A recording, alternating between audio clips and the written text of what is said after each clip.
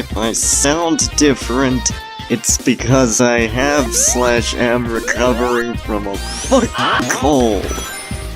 And it's funny how YouTubers often talk about, like, oh, if I sound different, like if I have a cold, and it's like, you really don't sound all that different, but whatever. And that means that the past week or so has been utterly miserable. You know, that's pretty annoying. And whenever you're feeling pretty down and unpleasant, just rob a bank. It always works out well. This is the Mississippi King welcoming y'all back to more bad advice. No, actually, it's Let's Play Sonic Mania. So, in this episode, we're going to be tackling Hydrocity Zone. In the last episode, we, tackled Stardust Speedway, which was one of my favorite zones. Well, one of my favorite Sonic levels in the series, and this is another one of my favorites. Of course, since it's a water level, the water shield is gonna come in handy quite a lot. But you know, since I've practiced the series for ages, expect me to be pretty good at it. It's pretty easy, actually. I find Sonic games to be an absolute cakewalk. I mean, like, I've heard some people say that this game is hard, but it's like, really? I've played much harder games than this. This is actually a cakewalk. In fact, I think, like, Sonic games were easy, like, for when they came out, and, like, they're easy even by today's standards, I find. Well, most of them. I'm not gonna sit here and say every Sonic game is a piece of cake. Of course, there are some games that are really hard, like Sonic 2 on the Game Gear, which is just brutal. Like, that game is the Dark Souls of...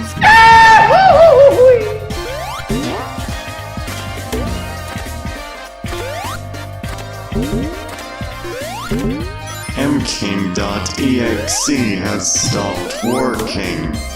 Sorry, it's just I'm allergic to pointless Dark Souls comparisons. It's a stupid meme. And I hate it, and it needs to die. Wait, but now we're running into some other memes. Oh no, make it stop. Why so many memes? What? Say what again? Say what again? I dare you. I double dare you, motherfucker. Say what one more time. Too many memes. Who is doing this? Who's the pilot? Who is doing this? Such a lust for revenge? Who? There is no pilot. It's all imaginary. The cake is a lie, and so is the pilot. There is no pilot. It's spiraling out of control. Someone stop it before it.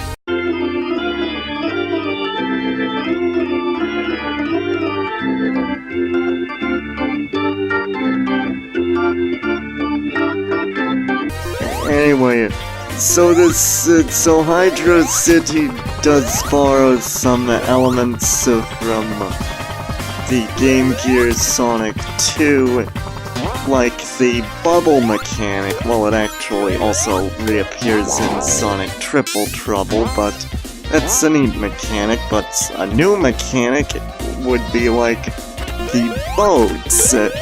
And you can actually get a trophy for, like, I think finding all of the boats.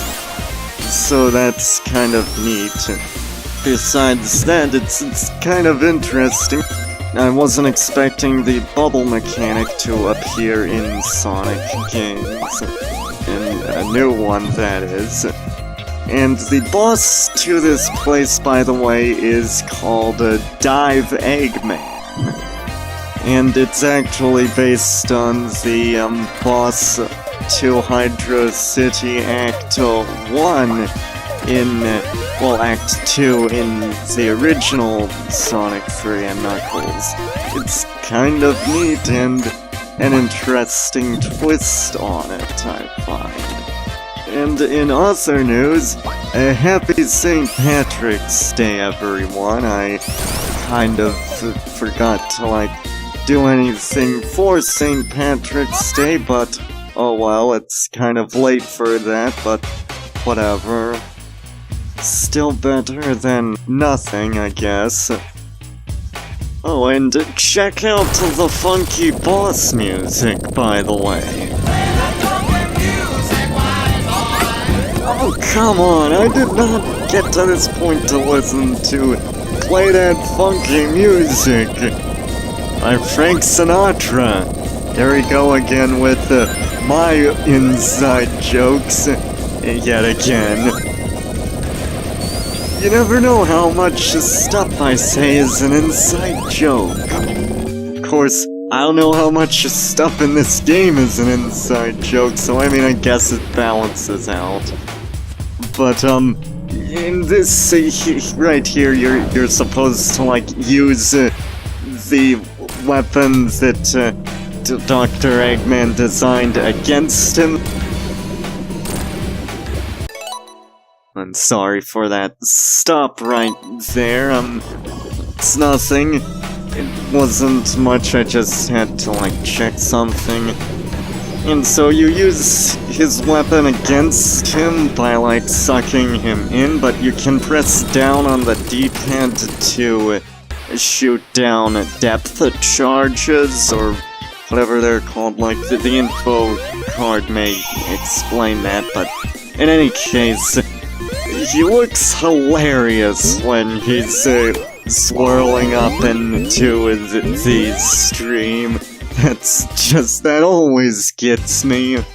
But as for why I love this zone so much, it's just full of high-speed action. It's a water level, and a lot of people don't like that. A lot of people don't like water levels. However, I've found that a lot of people, even people who really don't like water levels, do enjoy this.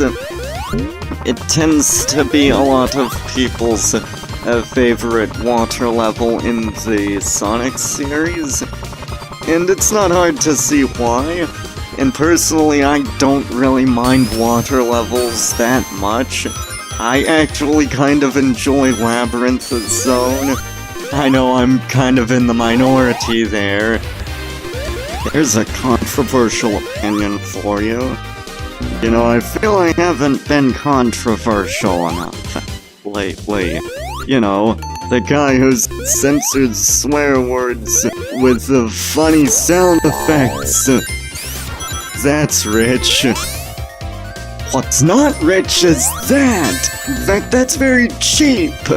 Dang it, that's a cheap shot! Oh, come on! Seriously, that is no good. I just got a double whammy of them coming after me. That's ridiculous. But as I was saying, I love the high-speed action of this zone. Although, if you spell it without the hyphen, then it becomes high-speed action. And high-speed action is action that's been smoking too much meth. See, told you I haven't been controversial enough. I mean, I'm contradicting myself right there, but that's the point. I need to be as controversial as possible, and to be as ridiculous as possible. That's my goal. This is getting to be silly. Quite agree. Silly. This video has used every meme ever, so I may as well include a Monty Python reference as well. Anyway, back to the somewhat on topic. One thing I didn't say about the last zone was that in the original version, you could actually use time travel. And that's pretty neat. I kind of wish more Sonic games used time travel as a mechanic. I said as a mechanic, not as a plot device. I think there's time travel in Shadow the Hedgehog, but that's also not a good game, and it's a story mechanic, not a gameplay one. I don't know, did Shadow the Hedgehog include time travel? I'm not sure. Guess it goes to show just how forgettable that game is. Yes, I insist that it is a terrible game. And time travel in Sonic CD is awesome, I find. It's kind of neat. I wish that they had experimented with time travel in Sonic games more, cause it feels like such an underutilized concept. I wish they'd just, like, use it more, cause it feels like they just haven't done anything with it, and I wish they did. In any case, another thing that I like about this game in particular, nailing these segues, man, is that the drop dash is an awesome ability. Like, it's just as good as the spin dash in my eyes, because it's like when you're in the air, it's often important to just, like, get some momentum right when you hit the ground, and so the drop dash can help you pick up speed after some awkward jumps. And that's very much appreciated.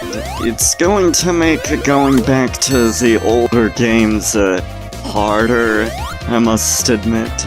Now, I know I've been praising this game a lot, but there is one problem with it that I really have to discuss that is quite a big issue, actually. It doesn't bother me that much, but it does speak to the issues of having a game developed exclusively by fans.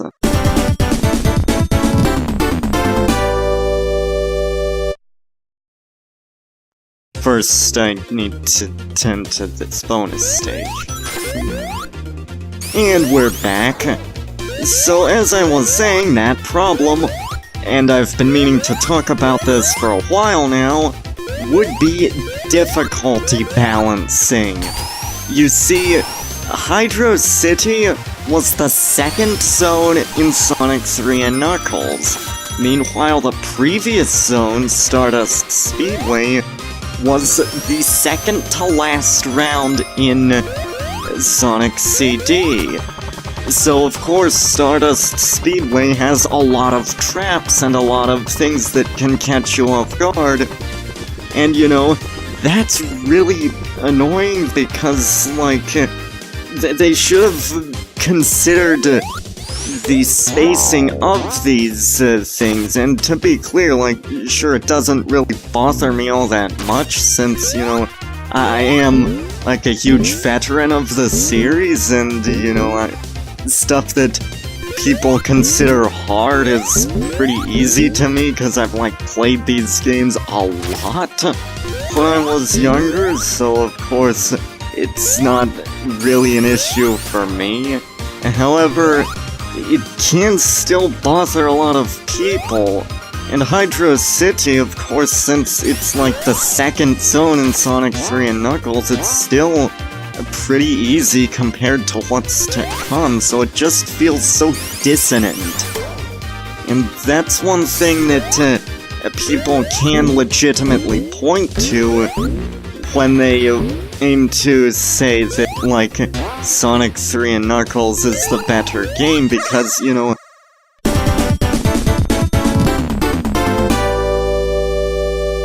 like, with that, each of the zones were handcrafted for that game. So, you know, they had to think about, like, whether that is a particularly good fit for that particular placement. They had to, like, think about where each of the zones should go and their proper placement. And I'm not saying it's perfect in that regard, but I still think it is better than this game, and I still think it has better difficulty balancing than Sonic Mania.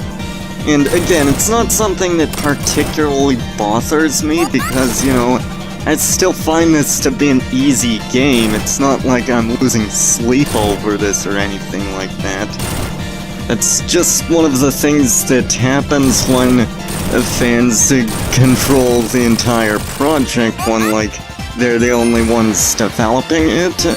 Because it's like, you end up with, like, no one asking, should this zone really be in this particular place? Whereas the developers of Sonic 3 and Knuckles, you know, they were still building up their fan base, so they had to act as if everyone is a non-fan. Well, anyway, the boss here, by the way, is called the Laundro-Mobile, and it's actually based on the boss to Act 1 of Hydrocity in Sonic 3 and Knuckles. That's a pretty cool callback, I must admit. I do appreciate stuff like that. It just, it's full of callbacks to previous games. But that's it for this video, and in the next episode, we'll tackle Mirage Saloon. This is the Mississippi King signing out.